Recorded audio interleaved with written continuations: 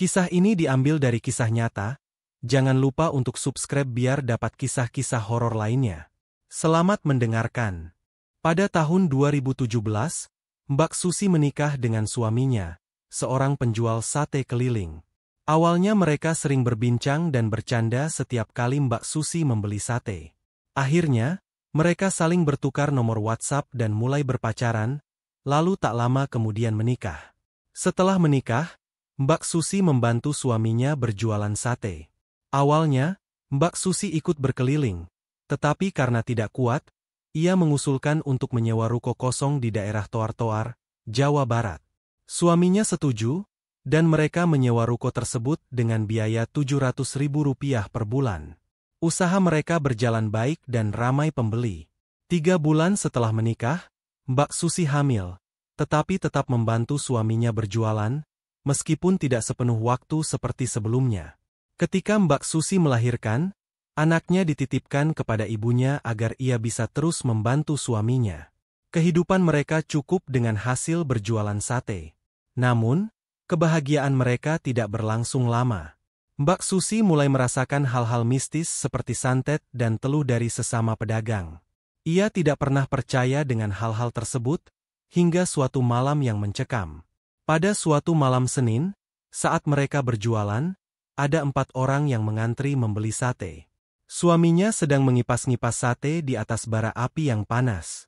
Tiba-tiba, suaminya merasakan sakit di dada dan hampir jatuh ke dalam bara api. Mbak Susi segera menolongnya, dan suaminya berpegangan pada gerobak sate sambil menahan sakit di dadanya. Setelah melayani pelanggan, suami Mbak Susi duduk menyendiri, mengelus dadanya yang sakit. Mbak Susi merasa iba dan memberikan segelas air putih. Suaminya meminta tolak angin, yang kemudian diminumnya dicampur dengan teh hangat. Meskipun sudah minum obat, suaminya masih merasa sakit dan meminta untuk dikerok saat sampai di rumah. Keesokan harinya, meskipun masih sakit, suami Mbak Susi tetap ingin berjualan.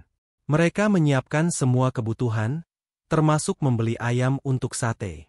Namun, saat sedang berjualan, mereka menemukan bahwa sate yang mereka buat banyak belatungnya, membuat Mbak Susi merasa sangat sedih dan cemas. Peristiwa itu membuat Mbak Susi mulai percaya bahwa ada hal mistis yang sedang terjadi. Setelah kejadian suaminya mendadak sakit di tempat jualan, Mbak Susi menghadapi masalah baru yang lebih mengerikan. Suatu malam ketika mereka baru mulai berjualan dari rumah, mereka mengalami hal yang sangat aneh dan menakutkan. Pada malam itu, ada satu pembeli pertama yang datang, yang seharusnya membawa keberuntungan. Suaminya sedang menyalakan bara api, sementara Mbak Susi membuka termos yang berisi sate ayam. Namun, betapa terkejutnya Mbak Susi ketika melihat bahwa sate ayam dalam termos tersebut penuh dengan belatung. Ia merasa sangat lemas dan bingung, tidak tahu harus berbuat apa. Dengan hati yang berat, Mbak Susi mengatakan kepada pembeli bahwa sate ayam hanya tinggal 2 tusuk. Pembeli itu heran karena baru saja warung dibuka, namun sudah hampir habis. Sementara itu, suami Mbak Susi merasa kesal dan bertanya-tanya mengapa Mbak Susi mengatakan bahwa sate hampir habis. Ketika Mbak Susi menunjukkan belatung dalam sate kepada suaminya, ia pun terkejut dan marah. Setelah melihat bahwa bumbu sate juga basi dan berbusa, mereka memutuskan untuk menutup warung lebih awal.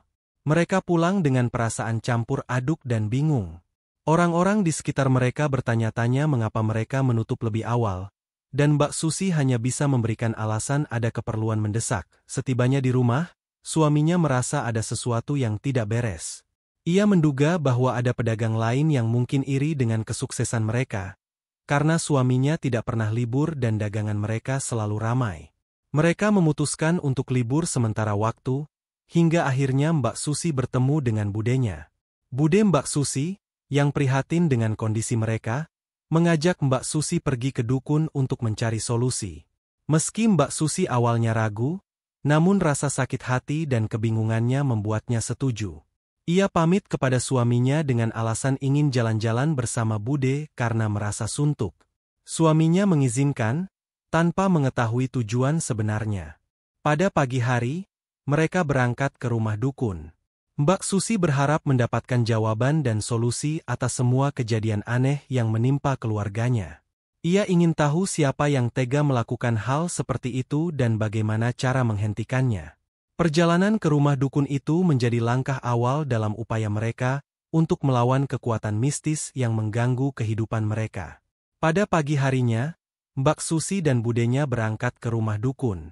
Mbak Susi menceritakan masalah yang ia hadapi, mulai dari dagangannya yang sepi hingga kejadian aneh dengan belatung dalam sate. Sang dukun mendengarkan dengan seksama, lalu memberikan instruksi untuk kembali keesokan harinya membawa anak kecil yang belum balik, baik laki-laki yang belum sunat atau perempuan yang belum menstruasi. Kebetulan, bude Mbak Susi memiliki anak laki-laki berumur 7 tahun yang belum sunat. Keesokan harinya, mereka membawa anak tersebut ke rumah dukun. Anak itu tidak banyak bicara, berbeda dengan anak Mbak Susi yang masih terlalu kecil untuk diajak berkomunikasi dengan baik. Setibanya di rumah dukun, anak tersebut diberi 2 genggam batu sebesar biji salak dan baskom berisi air di depannya. Sang dukun memegang mata anak itu sambil membaca sesuatu, mungkin membuka mata batinnya. Anak itu diminta untuk melihat ke dalam baskom sambil menggenggam batu. Dukun tersebut juga memperingatkan agar Mbak Susi dan budenya tidak mengajak anak itu berbicara atau menjawab sebelum dia berbicara terlebih dahulu. Anak itu mulai melihat ke dalam baskom dan tiba-tiba berteriak ketakutan, "Mama, banyak semut! Banyak semut!"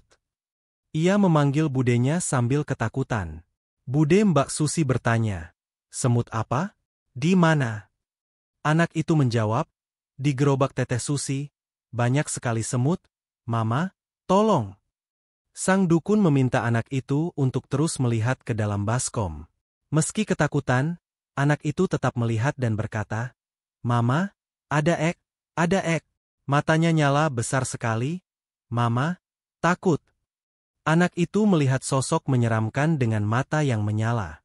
Karena tidak kuat lagi, anak itu melempar batu yang digenggamnya dan memanggil ibunya sambil ketakutan. Dukun kemudian menutup kembali mata batin anak tersebut, dan anak itu kembali tenang, seolah tidak melihat apapun sebelumnya.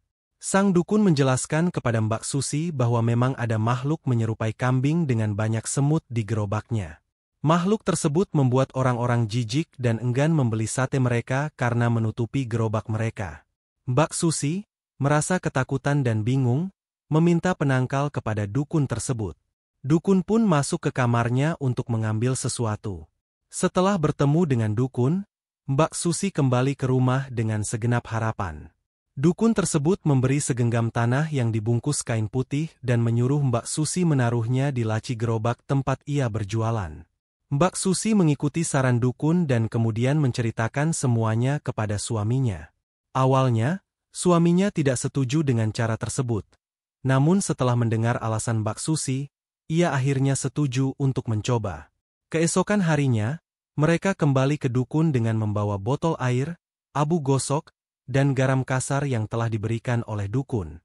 Dukun tersebut meminta mereka mencampurkan semua bahan itu dan mencuci gerobak dengan air tersebut sebelum jam 12 siang. Malam itu, setelah mencuci gerobak, mereka mengikuti instruksi dukun untuk tidak tidur dan tidak keluar rumah jika mendengar suara-suara aneh. Benar saja, sekitar jam 3 dini hari, suara gaduh seperti perang terdengar dari luar rumah. Mbak Susi dan suaminya ketakutan dan berpelukan, takut gerobak mereka akan hancur. Namun, ketika pagi tiba, gerobak mereka ternyata baik-baik saja. Mbak Susi dan suaminya terheran-heran. Mereka kemudian kembali ke dukun untuk menanyakan kejadian tersebut. Dukun hanya tertawa dan menjelaskan bahwa itulah efek dari teluh. Setelah itu, suami Mbak Susi merasa sembuh dari sakit dadanya. Mbak Susi kembali meminta petunjuk tentang kapan sebaiknya mereka mulai berjualan lagi. Dukun menyarankan untuk mulai berjualan kapan saja sesuai keinginan mereka. Akhirnya, mereka memutuskan untuk mulai berjualan lusa. Sebagai penangkal tambahan, dukun memberikan minyak wangi untuk dioleskan pada gerobak. Setelah mulai berjualan lagi, usaha mereka kembali ramai. Omset mereka kembali mencapai 350–400 ribu per hari. Namun, kebahagiaan itu tidak berlangsung lama. Mbak Susi mencurigai satu pedagang yang berjualan sate juga dan sering melewati gerobaknya. Ia merasa pedagang tersebut mungkin iri dengan kesuksesan mereka. Setelah 3 bulan, usaha mereka kembali sepi. Mbak Susi merasa sangat sakit hati dan bingung mengapa orang lain tega melakukan hal tersebut padanya. Padahal ia tidak pernah merasa memiliki masalah dengan siapapun. Pada suatu sore, suami Mbak Susi pulang lebih awal untuk salat maghrib di rumah, yang tidak terlalu jauh dari tempat mereka berjualan. Saat itu, seorang penjual es serut keliling datang dan memesan 1 kodi sate. Setengah dari pesanannya diminta untuk dibungkus, dan setengahnya lagi untuk dimakan di tempat. Setelah menyajikan pesanan, Mbak Susi duduk karena tidak ada pelanggan lain. Penjual es itu mulai mengajak Mbak Susi berbicara. "Ibu, kenapa dagangannya sepi?" tanya bapak tersebut. Mbak Susi merasa cemas mengingat pengalaman buruk sebelumnya dan menjawab dengan hati-hati. "Kenapa, Pak? Satenya tidak enak? Apa ada yang kurang?" Bapak itu menjelaskan bahwa bukan masalah rasa, melainkan kenapa dagangannya sepi padahal satenya enak. Mbak Susi menjawab, "Kebanyakan sekarang orang pakai GoFood dan Grab, jadi belinya online." Bapak penjual es itu kemudian menawarkan cara agar dagangannya ramai, dan Mbak Susi mendekat dengan penuh harapan. Bapak tersebut kemudian berkata bahwa ada cara pesugihan yang bisa membuat dagangannya ramai, tetapi dengan syarat ada perjanjian dan tumbal. Mbak Susi terkejut dan langsung berpikir tentang berita-berita di TV tentang pesugihan yang selalu meminta korban. Ia menolak dengan tegas, "Oh, saya tidak mau, Pak, kalau ada korban." Namun, bapak itu terus meyakinkan, "Yang penting kita kaya dan dagangan ramai, Bu." Mbak Susi mengatakan akan membicarakannya dengan suaminya terlebih dahulu. Bapak itu pun pergi setelah membayar pesanannya dan berjanji akan lewat lagi esok harinya. Ketika suami Mbak Susi pulang, ia menceritakan tawaran dari penjual es tersebut. Suaminya marah dan emosi, "Apa-apaan ini? Jangan keras-keras," kata Mbak Susi, mencoba menenangkan. Mereka memutuskan untuk membahasnya di rumah. Suaminya tetap bersikeras bahwa pesugihan adalah dosa besar dan menolak keras ide tersebut. Malam itu, suasana di rumah menjadi sunyi. Mereka biasanya berbincang sebelum tidur. Namun kali ini hanya ada keheningan. Keesokan harinya, setelah belanja dan bersiap untuk berjualan, suaminya akhirnya berkata, "Kalau kamu mau melakukan itu, aku izinkan." Mbak Susi merasa bingung dan putus asa. Sore harinya, penjual es tersebut kembali lewat. Mbak Susi belum tahu keputusan apa yang harus diambil. Tetapi ia sadar bahwa langkah ini bisa membawa konsekuensi besar bagi keluarganya. Pada hari berikutnya, tukang es serut itu kembali berhenti di warung sate Mbak Susi dan menanyakan apakah sudah ada pertimbangan dengan suaminya mengenai tawaran pesugihan. Mbak Susi mengiyakan dan mengatakan bahwa suaminya setuju dan mendukung keputusan tersebut. Penjual es serut itu kemudian memberikan alamat yang harus didatangi Mbak Susi untuk bertemu dengan orang yang bisa membantu mereka. Keesokan harinya, Mbak Susi mengikuti petunjuk menuju alamat yang diberikan. Setelah bertanya ke beberapa tetangga, akhirnya ia diantar oleh seorang bapak ke sebuah rumah yang terletak jauh dari perkampungan, di tengah hutan. Mbak Susi sempat merasa khawatir karena tempat itu terlihat seperti rumah pesuruh, bukan rumah orang yang akan membantu pesugihan. Namun, bapak tersebut meyakinkan bahwa tempat itu adalah tempat persinggahan sebelum menuju rumah Mbah Buyut, sang dukun utama. Setelah mengetuk pintu, Mbak Susi disambut oleh orang yang menanyakan asal-usul dan tujuan kedatangannya. Ia menjelaskan bahwa ia ingin meminta penglaris untuk usahanya agar dagangannya laris dan kehidupannya makmur. Orang tersebut kemudian mengantar Mbak Susi ke rumah Mbah Buyut di tengah hutan. Perjalanan menuju rumah Mbah Buyut cukup jauh dan menegangkan, berada di tengah-tengah gunung yang benar-benar terpencil. Sesampainya di sana, Mbak Susi disambut oleh Mbah Buyut yang sudah tua. Mbah Buyut menanyakan tujuan kedatangannya, dan Mbak Susi menjelaskan bahwa ia ingin meminta penglaris. Mbah Buyut meminta mahar sebesar 25 juta rupiah untuk membeli sesajen yang diperlukan. Meski uang tersebut adalah uang modal dan kontrakan, Mbak Susi memberikan uang itu kepada Mbah Buyut. Mbah Buyut kemudian memberi instruksi untuk kembali pada malam Jumat Kliwon.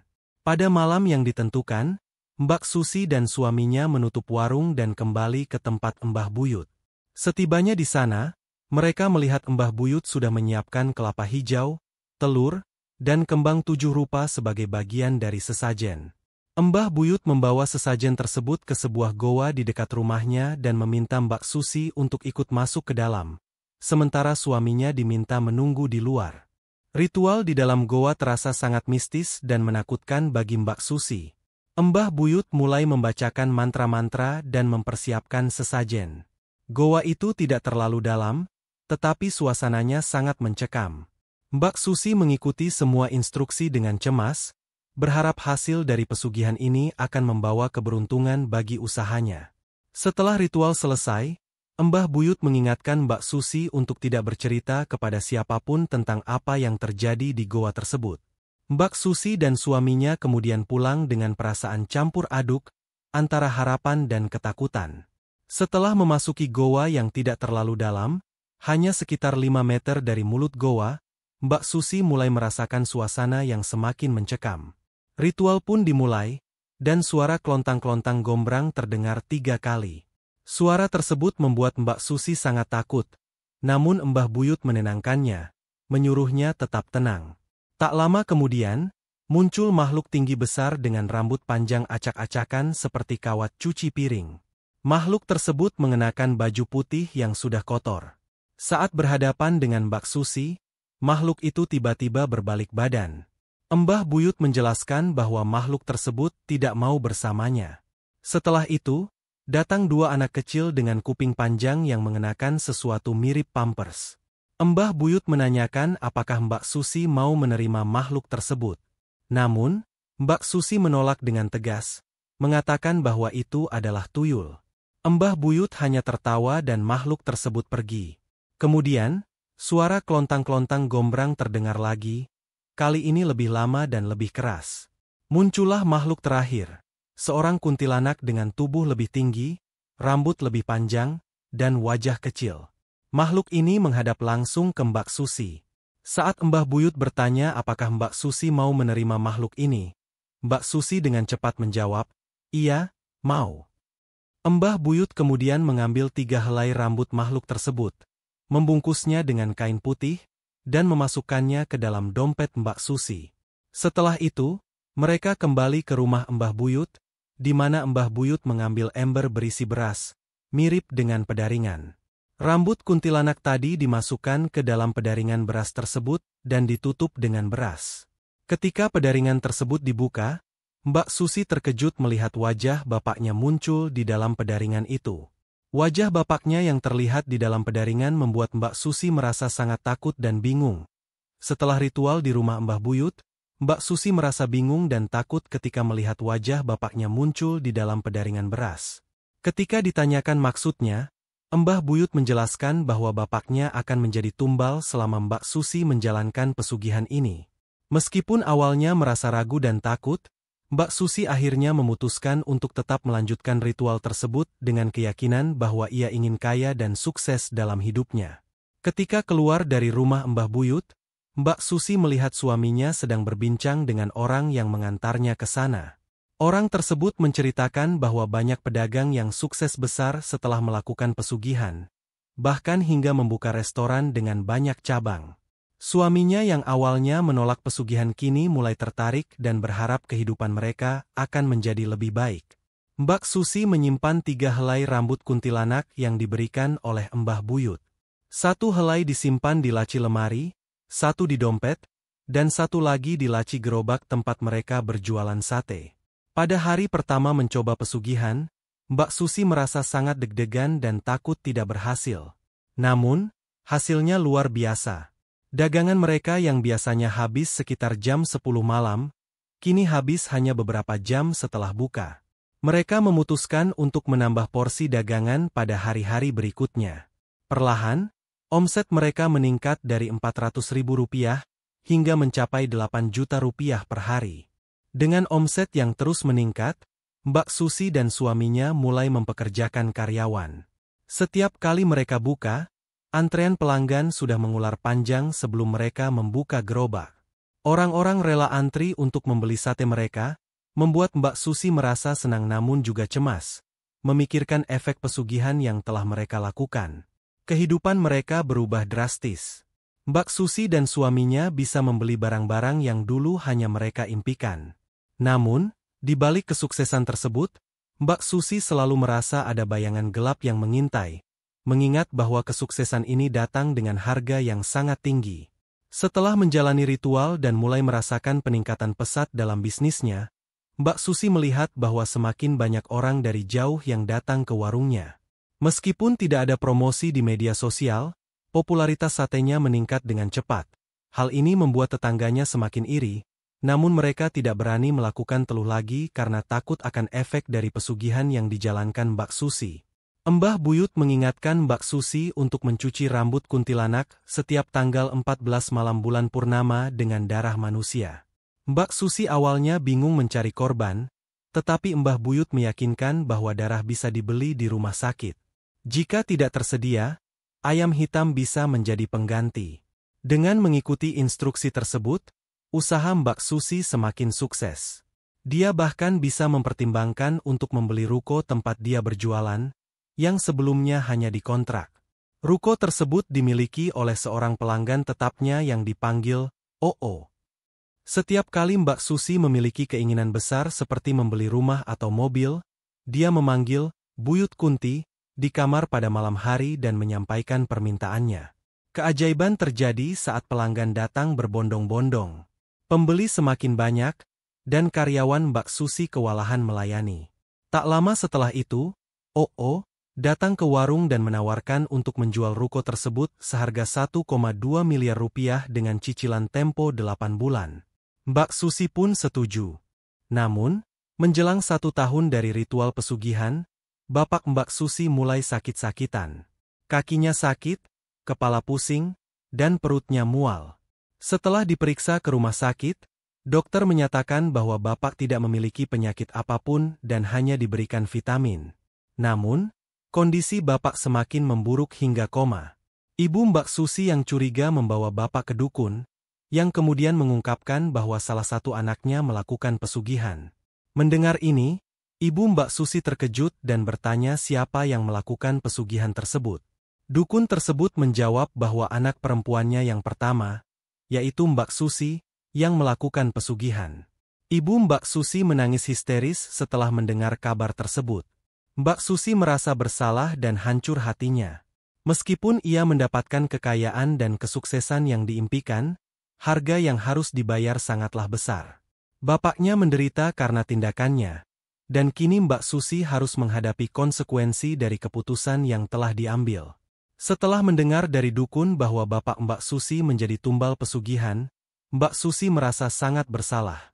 Ketika ibu Mbak Susi datang ke rumahnya dan menuduhnya dengan keras, Mbak Susi hanya bisa terdiam.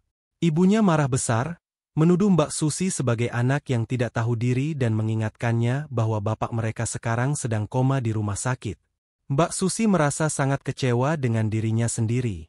Setelah ibunya pulang, ia merenung dan berpikir apakah harus melanjutkan pesugihan atau berhenti.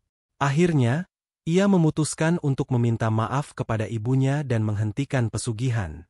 Mbak Susi sujud di hadapan ibunya, memohon maaf dan meminta restu untuk berubah. Ibunya mengajak Mbak Susi ke rumah sakit untuk melihat kondisi bapaknya yang sedang koma. Setelah melihat kondisi bapaknya, Mbak Susi merasa sangat menyesal. Ibunya kemudian membawa Mbak Susi ke dukun untuk mencari solusi. Dukun tersebut menanyakan apakah Mbak Susi siap kehilangan semua yang didapat dari pesugihan dalam sekejap. Dan Mbak Susi menjawab bahwa ia siap, asalkan bapaknya bisa selamat. Dukun tersebut memberikan instruksi kepada Mbak Susi untuk mencari bambu pring totol yang dililit oleh pohon beringin dan diikat dengan benang merah. Bambu ini langka dan sulit ditemukan, tetapi Mbak Susi bertekad untuk menemukannya demi menyelamatkan bapaknya. Setelah seminggu mencari, Mbak Susi akhirnya menemukan bambu tersebut dan membawanya kembali ke dukun. Dengan bantuan keluarga, mereka berkumpul di rumah sakit dan melakukan ritual di sekitar kasur bapaknya. Dukun tersebut membaca mantra, dan tiba-tiba keluar asap hitam dari tubuh bapaknya yang masuk ke dalam bambu tersebut. Dukun kemudian meminta suami Mbak Susi dan iparnya untuk membuang bambu itu ke air yang mengalir. Setelah ritual, bapaknya diberi obat dan dirawat dengan air yang diberi oleh dukun. Tak lama kemudian, bapaknya mulai sadar. Ibu Mbak Susi panik dan memanggil dokter. Dokter menyarankan untuk menunggu sampai bapak benar-benar sadar sebelum diajak berbicara. Ketika bapaknya benar-benar sadar, ia mulai memanggil nama satu persatu anggota keluarganya. Dukun bertanya kepada bapak apakah ia ingat kejadian selama koma.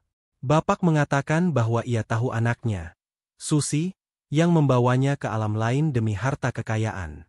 Bapak merasa sangat kecewa dan menyebut Mbak Susi durhaka karena telah membawa dirinya ke dalam penderitaan demi kekayaan. Mbak Susi merasa sangat hancur mendengar kata-kata bapaknya. Ia menangis dengan sangat dalam, merasa bersalah dan menyesali semua yang telah dilakukannya. Meski ia telah mendapatkan kekayaan, harga yang harus dibayar sangatlah besar, yaitu kesehatan dan kehidupan bapaknya. Setelah kejadian di rumah sakit, Mbak Susi merasa sangat bersalah dan memohon maaf kepada bapaknya dengan penuh isak tangis. Namun, bapaknya tidak mau mengakuinya lagi sebagai anak karena telah menyebabkan penderitaan tersebut. Suasana rumah sakit menjadi gaduh sehingga perawat dan dokter datang, meminta ketenangan. Mbak Susi pun keluar dari kamar dan terlibat pertengkaran dengan keluarganya, termasuk dengan ibunya.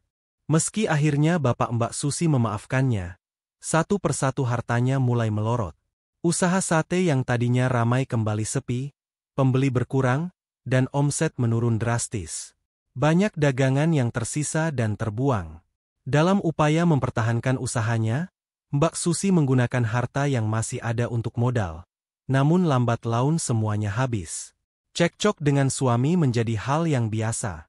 Ketika modal semakin habis dan hutang semakin menumpuk, Mbak Susi terpaksa menjual ruko yang telah dibelinya kembali kepada OO. Pertengkaran dengan suami terus meningkat hingga mereka memutuskan untuk berpisah. Rumah yang dibeli dengan uang pesugihan pun dijual, dan Mbak Susi kembali ke rumah yang dibeli dari hasil kerja kerasnya bersama suami. Proses kehancuran bisnis dan rumah tangganya berlangsung selama sekitar setengah tahun. Semua harta yang didapat dari pesugihan habis satu persatu. Karyawan harus diberhentikan dan bisnis kembali ke titik awal, dengan pendapatan yang sangat minim. Setelah mengalami kemunduran yang drastis, hidup Mbak Susi kembali miskin seperti dulu. Namun, tidak ada lagi gangguan dari makhluk gaib atau tagihan dari pesugihan. Rambut kuntilanak yang diberikan oleh Mbah Buyut sudah dibuang, dan tidak ada makhluk yang datang menagih. Kini, Mbak Susi menyesali perbuatannya dan memutuskan untuk bertobat. Ia menyerahkan semuanya kepada Allah, percaya bahwa rezeki datang darinya. Pengalaman pahit ini membuat Mbak Susi kapok dan menyadari betapa berbahayanya menempuh jalan pintas melalui pesugihan. Penyesalan mendalam dirasakan, dan kini ia berusaha menjalani hidup dengan lebih baik dan penuh kesabaran.